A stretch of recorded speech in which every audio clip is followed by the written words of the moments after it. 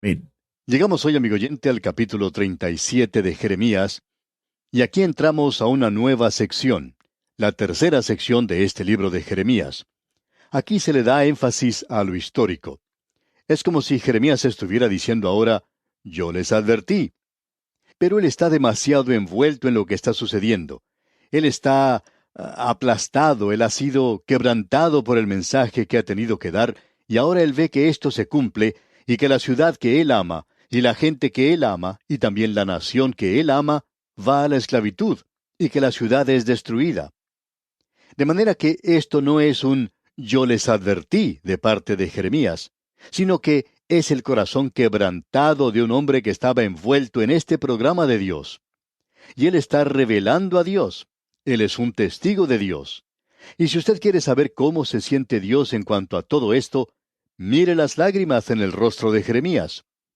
Debemos reconocer que ya han pasado 30 años del ministerio de este hombre. Le vimos como un joven de unos 20 años cuando comenzó su ministerio, como un joven sacerdote que fue llamado a ser profeta de Dios. Y él era un profeta de Dios. Ahora, él se encuentra en la prisión, y no solo está en una prisión, sino que afuera de las murallas de Jerusalén se encuentra el ejército del rey de Babilonia. La ciudad ha estado sitiada, ha estado cercada por este ejército por 18 meses. Jeremías no entra en muchos detalles en cuanto a esto aquí, pero si usted va a leer el segundo libro de Reyes y el segundo libro de Crónicas, usted encontrará eso mencionado allí. En realidad, este mismo libro de Jeremías, en el último capítulo, o sea, en el capítulo 52, habla de esto. Y probablemente nosotros mencionemos algo de eso en esta sección en que nos encontramos. Ahora, en los capítulos 37, 38 y 39, tenemos la caída de Jerusalén. Y queremos tocar estos capítulos hoy. Y en el capítulo 37, vemos a este hombre que es puesto en la prisión. Él fue colocado en la prisión porque él le había dicho al rey que no debía hacer una alianza con Faraón y que tendría que rendirse a Babilonia.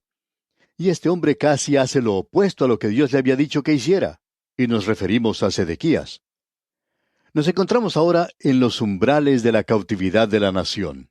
Leamos los versículos 11 y 12 del capítulo 37. Y aconteció que cuando el ejército de los caldeos se retiró de Jerusalén a causa del ejército de Faraón, salía Jeremías de Jerusalén para irse a tierra de Benjamín, para apartarse de en medio del pueblo. Lo que ocurrió fue lo siguiente. Nabucodonosor regresaba por tercera y última vez. Él iba a destruir a Jerusalén. Antes de esto, él había tomado cierta cantidad de personas cautivas y había puesto a alguien en el trono. En realidad, él había colocado a Sedequías en el trono, y Sedequías era un vasallo suyo.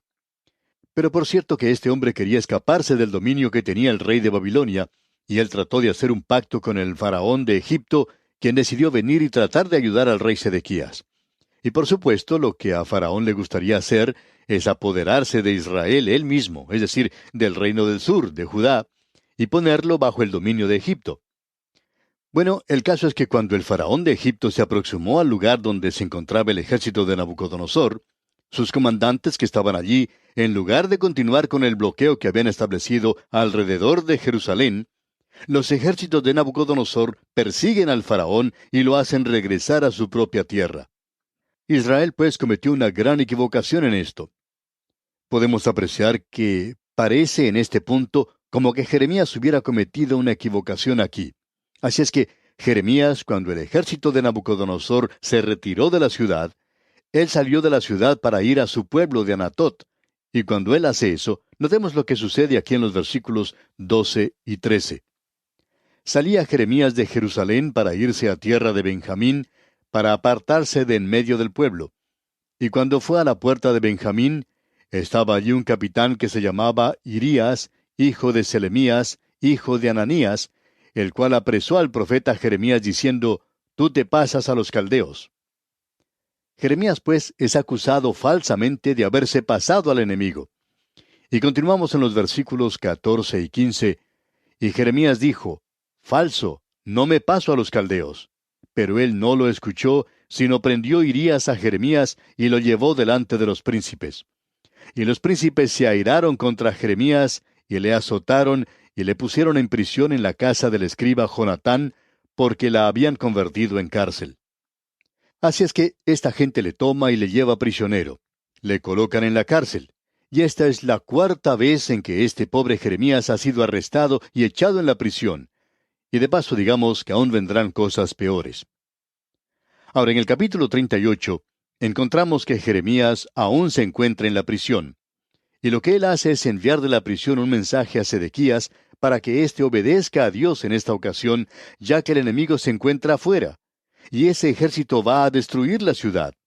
Leamos lo que dice el versículo 17 del capítulo 38 de Jeremías. Entonces dijo Jeremías a Sedequías: Así ha dicho Jehová, Dios de los ejércitos, Dios de Israel: Si te entregas enseguida a los príncipes del rey de Babilonia, tu alma vivirá, y esta ciudad no será puesta a fuego, y vivirás tú y tu casa. Jeremías estaba diciéndole al rey que debía rendirse, que él no podía resistir a ese hombre y que eso era lo que él debería hacer. Tú debes rendirte ahora. Bueno, por supuesto, Sedequías no quiso escucharle. Él no prestó atención a ese mensaje. Y en los versículos 18 al 20 leemos: Pero si no te entregas a los príncipes del rey de Babilonia, esta ciudad será entregada en mano de los caldeos, y la pondrán a fuego, y tú no escaparás de sus manos. Y dijo el rey Sedequías a Jeremías: Tengo temor de los judíos que se han pasado a los caldeos, no sea que me entreguen en sus manos y me escarnezcan. Y dijo Jeremías: No te entregarán. Oye ahora la voz de Jehová que yo te hablo, y te irá bien y vivirás. Usted se da cuenta que este hombre Sedequías estaba muy envuelto en las cosas que estaban sucediendo. Y ya que él era un cobarde tratando de hacer paz con todo el mundo y tratando de complacer a todos, él era un político muy típico, y como resultado de esto no complacía a nadie.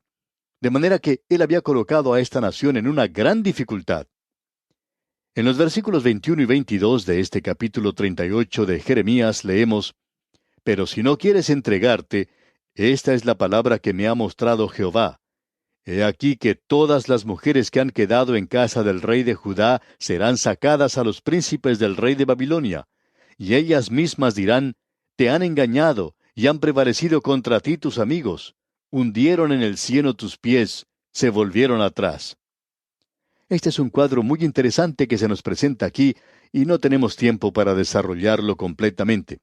Pero si usted lee a través de estos versículos, descubrirá que el estado o la condición de la mujer en esa época era muy corrupto, y como resultado, cuando el estado o la condición de la mujer llega a ser corrupto en cualquier nación, existe muy poca esperanza para ella en el plano moral.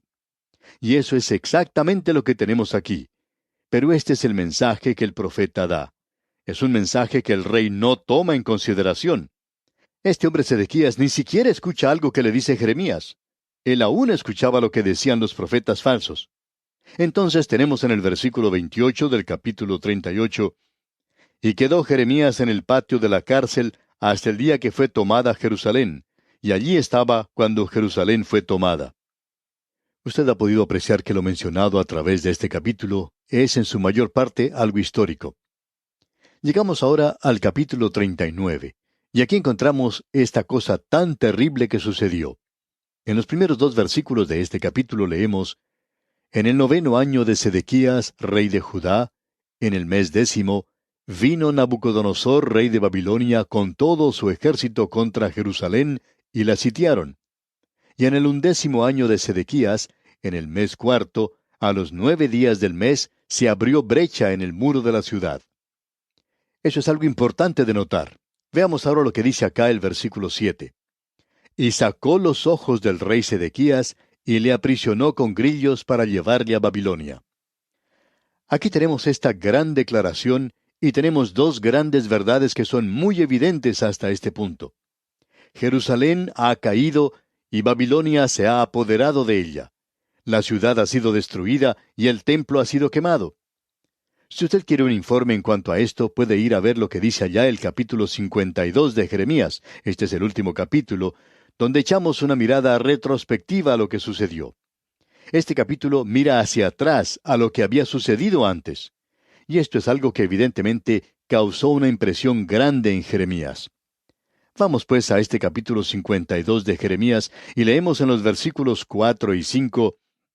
Aconteció, por tanto, a los 9 años de su reinado, en el mes 10, a los 10 días del mes, que vino Nabucodonosor, rey de Babilonia, él y todo su ejército contra Jerusalén, y acamparon contra ella, y de todas partes edificaron contra ella baluartes. Y estuvo sitiada la ciudad hasta el 11 año del rey Sedequías. El rey Nabucodonosor ha ido 3 veces contra Jerusalén. Él se apoderó de ella la primera vez y colocó en el trono a Joacim. Luego regresó la segunda vez y Joacim se había rebelado. Entonces él colocó a Sedequías en el trono. Él era un tío suyo, un hombre joven, pero él también se rebeló. Y ahora él llega por última vez y está destruyendo la ciudad de Jerusalén.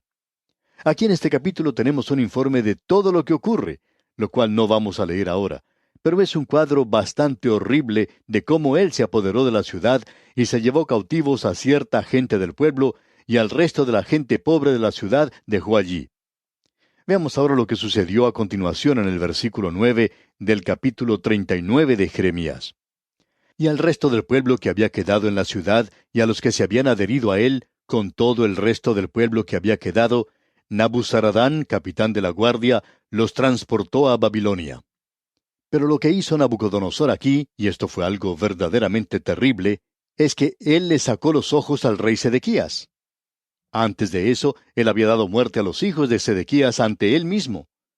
Y volviendo ahora al capítulo 39 de Jeremías, leemos en los versículos 6 y 7, «Y degolló el rey de Babilonia a los hijos de Sedequías en presencia de éste, en Ribla, haciendo asimismo degollar el rey de Babilonia a todos los nobles de Judá. Y sacó los ojos del rey Sedequías y le aprisionó con grillos para llevarle a Babilonia». En realidad, este es un cuadro terrible el que tenemos ante nosotros. Y aquí tenemos lo que el Señor Jesucristo llamó los tiempos de los gentiles. Y caerán a filo de espada, y serán llevados cautivos a todas las naciones, y Jerusalén será hollada por los gentiles hasta que los tiempos de los gentiles se cumplan. Insistimos en que, aun cuando en el día de hoy los israelitas tienen la ciudad, ellos no están hollando, digamos, la ciudad antigua. Los gentiles están en realidad en control de ella todavía. La mayor parte de los lugares santos en ese lugar están bajo el control de los gentiles. Israel no tiene control de ellos, con excepción del muro de los lamentos. Ellos tienen un muro al cual pueden ir y llorar, y eso es todo lo que tienen en esa ciudad.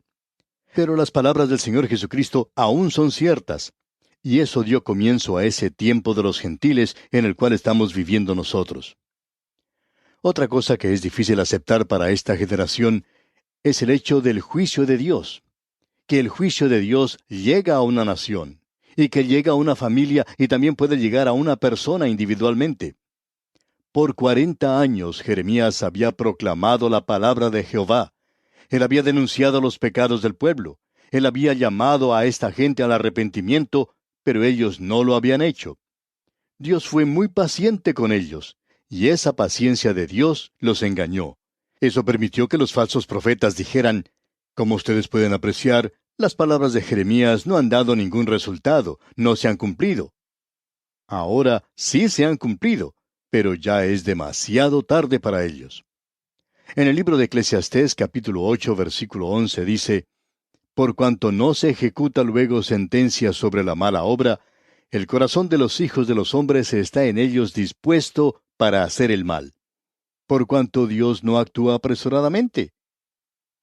El autor de estos estudios bíblicos, el Dr. J. Vernon McGee, contaba que se había criado en el campo, y junto con otros muchachos él acostumbraba a ir y robar a los vecinos duraznos, manzanas, huevos o cualquier otra cosa que podían comer. En cierta ocasión, decía él, se encontraba arriba de un árbol de durazno, y podía apreciar que los duraznos se veían muy apetitosos. De pronto escuchó que el dueño de ese lugar lo estaba llamando por nombre. Miró hacia abajo, y allí estaba él mirándolo. Él pensó que en ese mismo instante iba a caer un rayo o fuego del cielo y que Dios lo iba a castigar inmediatamente. En otra ocasión él recordaba que se encontraba robando sandías, pero que él no pudo pasar a través de los alambres de púas que rodeaban el lugar. Él quedó atrapado allí y pensaba que alguien le estaba persiguiendo. Nadie estaba detrás de él, solo era la conciencia que le molestaba. Pero él pensaba que en cualquier momento un rayo iba a caer del cielo y que así iba a finalizar su vida.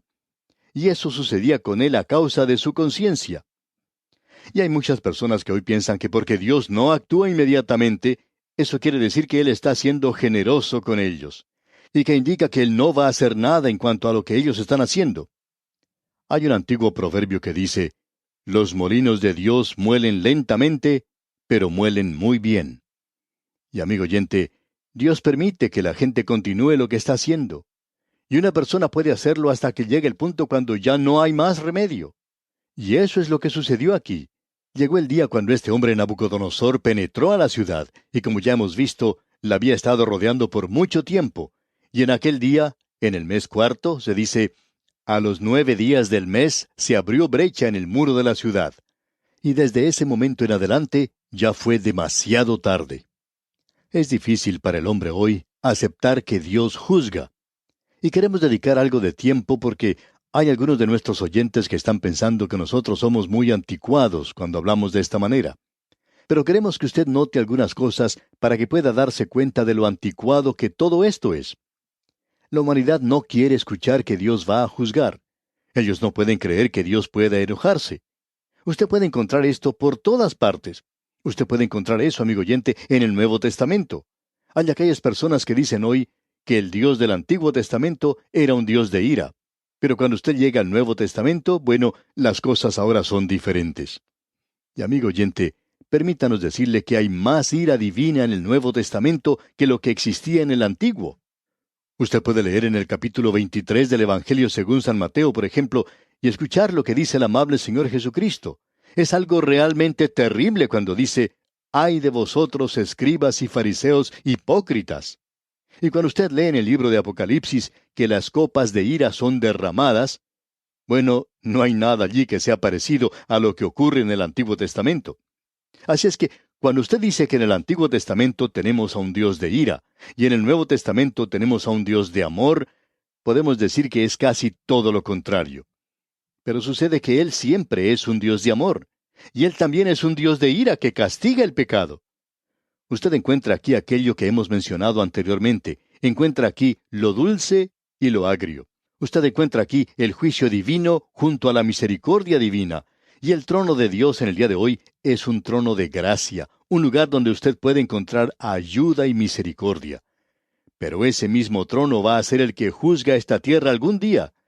Y debemos decir que eso hace que sea algo muy difícil de comprender para el hombre.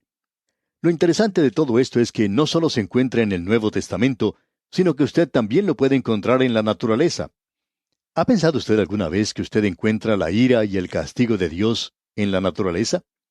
Si usted no puede creer esto, entonces intente subir a la cumbre de una montaña escarpada, rodeada de precipicios. Usted puede subir a la cumbre y tratar de caminar en el vacío, y luego verá lo que sucede. En la naturaleza existen ciertas leyes que son inexorables. Amigo oyente, si usted las obedece, lo cual es bueno, entonces podemos decir que vivirá.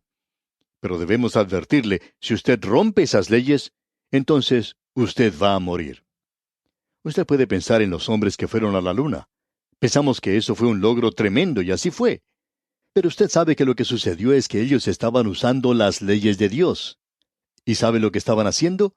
Las estaban obedeciendo. Ellos no estaban desobedeciendo esas leyes. No se atrevían a hacer eso. Cuando partieron hacia la luna, no salieron directamente hacia su objetivo, sino que salieron dirigidos a un lugar donde sabían que iba a estar la luna cuando ellos llegaran a ese punto determinado.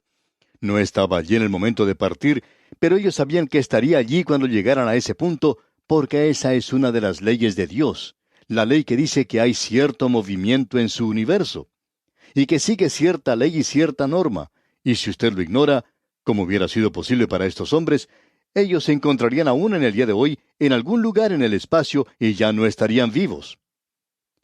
Y cuando estos hombres llegaron a la luna no dijeron, bueno, ya estamos aquí, quitémonos esta ropa que nos protege y vamos a correr de un lado a otro y a divertirnos. No se atrevían a hacer eso. Ellos tuvieron que reconocer que la ley de gravedad era diferente allí, y que no había aire allí, y que era mejor que ellos obedecieran esas leyes. Y si usted las obedece, amigo oyente, entonces vive. Si usted las desobedece, entonces simplemente muere. ¿Y quién dice eso? Dios dice eso. Dios es un Dios de amor. Y aquí es donde Él dice, yo te he amado con un amor eterno, pero te juzgo ahora porque me has desobedecido. La ira de Dios y el juicio de Dios. Si a usted no le gusta esto, entonces puede dar un paso en el vacío desde algún rascacielos que el hombre haya hecho, y usted descubrirá que Dios tiene una ley de gravedad que obra allí, y que Él no revoca, que Él no va a rechazar eso. Él no va a hacer desaparecer eso para complacerle a usted. Amigo oyente, si usted hace eso, usted descubrirá que allí está esa ley. Y debemos decirle que usted no solo descubrirá que esta es una revelación de Dios en la naturaleza, y que la naturaleza proclama su ira y su venganza y su castigo, sino que también usted puede descubrir esto en la historia humana. La historia humana hace eso. Todo lo que usted tiene que hacer es andar a través del corredor del tiempo y mirar los escombros y las cenizas que quedan de las grandes civilizaciones del mundo. Ellas testifican que Él es un Dios de venganza, un Dios de castigo, un Dios de juicio, y que cuando ellos se apartaron de sus altos ideales y de ese nivel elevado moral a cosas bajas, ellos cayeron y desaparecieron de la escena de la historia humana. Y es hora de que los intelectuales de nuestros países comiencen a leer la historia de la manera correcta hoy, y que descubran que Dios actúa en la historia humana. Quizás parezcamos anticuados al decir estas cosas, pero no nos sentimos mal en cuanto a una posición así, porque Jeremías era igual a nosotros. Y el rey Sedequías era una persona muy obstinada, digamos, y los intelectuales de aquel día, aquellas personas sofisticadas, aquellos que pensaban que lo sabían todo, aquellos que habían dejado a Dios de lado, eran personas muy tontas y testarudas, amigo oyente. Así es que cuando alguien nos llama intelectuales oscurantistas, no sabemos lo que eso quiere decir, pero cualquier cosa que sea, no suena como algo bueno. Así es que, como algunos nos llaman, entonces debemos decir, amigo oyente, que eso no nos preocupa porque nos encontramos en muy buena compañía. En realidad, descubrimos que Dios se encuentra en esa área también. Y aquí vamos a detenernos por hoy, amigo oyente. Y como es nuestra costumbre, le sugerimos leer el resto del capítulo 39, como también todo el capítulo 40, para estar al tanto de lo que estudiaremos en nuestro próximo programa. Es nuestra oración que Dios le colme de bendiciones.